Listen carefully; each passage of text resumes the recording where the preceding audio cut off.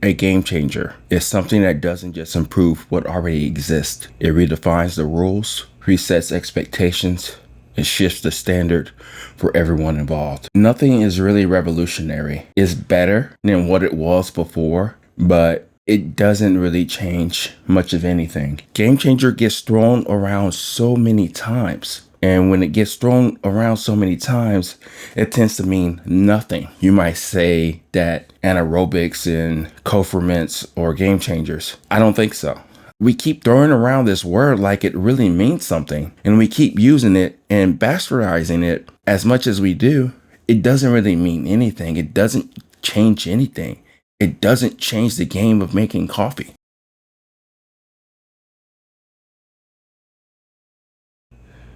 A game changer is something that doesn't just improve what already exists. It redefines the rules, resets expectations, and shifts the standard for everyone involved. Now, we think about that.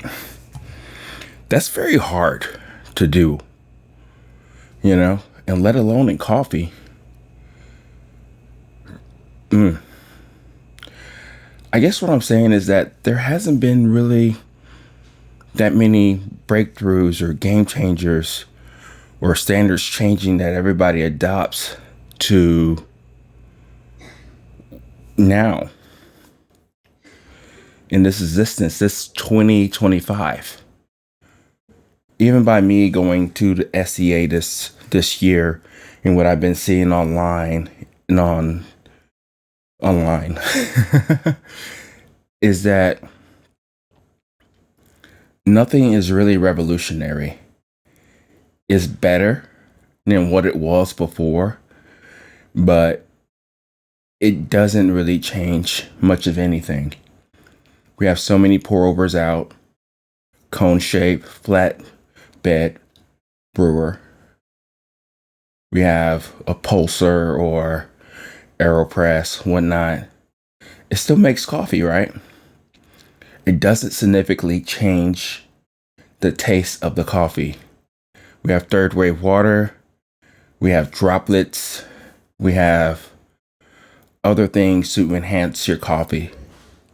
I think back in the day, those were truly game changer. But now, what is? I don't know really what that is. And I'm thinking about that, not just for me, but also for you. Do you think or feel that things are game changers? Well, what does that really mean? Because game changer gets thrown around so many times. And when it gets thrown around so many times, it tends to mean nothing. And that's what I get quite a bit from this whole talk about what is a game changing thing or thinking or logic. Because right now, we're still essentially doing the same thing, which is perfectly fine. And I think it's okay for us to try to be honest with ourselves on that whole spectrum of like, if nothing is really truly changing, then let's just call it what it is. Let's just say that this is better than what it was. And then let's just use it for what it is in this current state in mind. Probably years later, we'll get a game changer.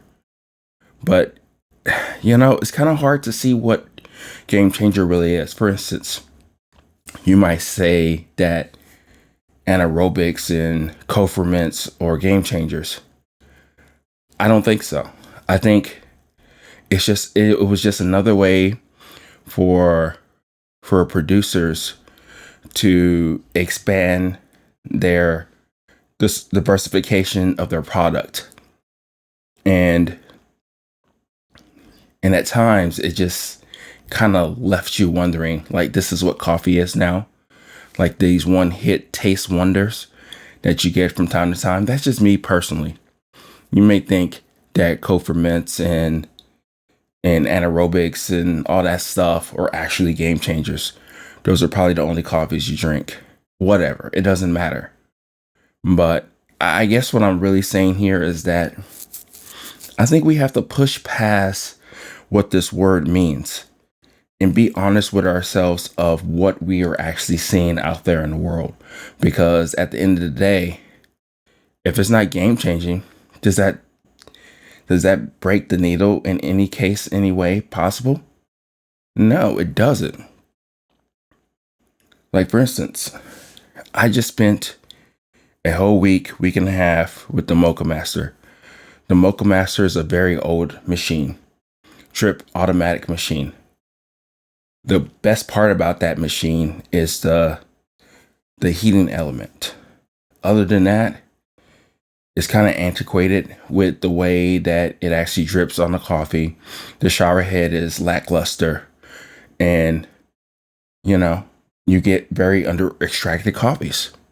Kind of like mostly all the other brew mechanisms that are out now. Even with the Mr. Coffee, you can mimic or you can play around. You can bring out the best in these particular devices. However, is it really truly game changing? No, it's not. It makes a cup of coffee for you, right? What else does it do? There's still a lot of manual work that you have to do in order for you to get your cup of coffee. Yes, they do have like the Breville Brew Assist or whatever. Not Brew Assist. Think about the Hario Brew Assist or Drip Assist. They have a coffee maker that has a grinder on it. So essentially all you would have to do is put a filter or no filter in the basket. And I'm sure it even has a time, because at the time when I did have it, you can put a timer on it to come on and to brew your cup of coffee. I would think that's more so game changing. But making a cup of coffee isn't that difficult, right?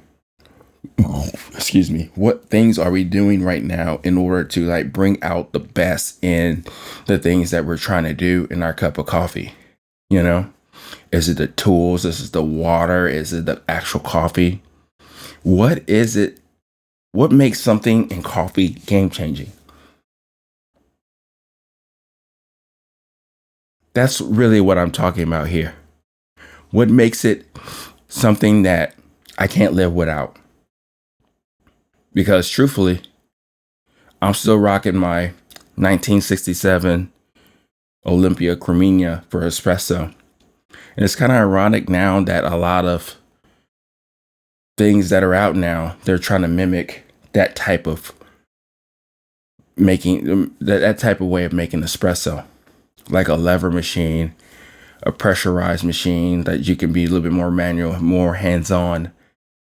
And you can play around with your coffees and still get cafe quality or even better out of your machine that's at home.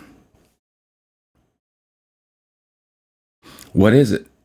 We have all these brewers. They're great. They're different. They have different aspects of them that makes it easier to brew versus another brew. But at the end of the day, you put that coffee through it. That exact same coffee at the exact same temperature, exact same recipe, and it more or so tastes the same. Was the AeroPress revolutionary game changer at the time? Yeah, sure it was. But it doesn't work for everybody. It took me a long time to understand the magic, the aura of the AeroPress. But at the end of the day, it's still a coffee dripper, right? Or a coffee maker. And I'm looking around my office, my studio, and looking at the French press, and that hasn't changed in years, and probably a little mechanism of trying to keep the water out and all that stuff to give you more of a cleaner cup out of a metal filter. Sure, but is that really revolutionary? Is that a game-changing thing? That's the thing that I'm really asking right now, because at the end of the day, what are we really doing here? If we're just going to enjoy our coffee, drink it, and move on with our day, that's great. If we're going to be with people and communicate with them at cafes and at homes over coffee, that's great. That could be a game-changer thing. But what is it really? I'm not just asking this for myself. I'm asking this for you too, because we keep throwing around this word like it really means something. And we keep using it and bastardizing it as much as we do. It doesn't really mean anything. It doesn't change anything. It doesn't change the game of making coffee. So that's where I'm at right now. I don't know if this is going to be a series or just a essay or whatnot, but those are some of the things that I think about constantly. And I don't know about you, but when we start to think about things that are really, truly game changers, revolutionary, what did it do for you?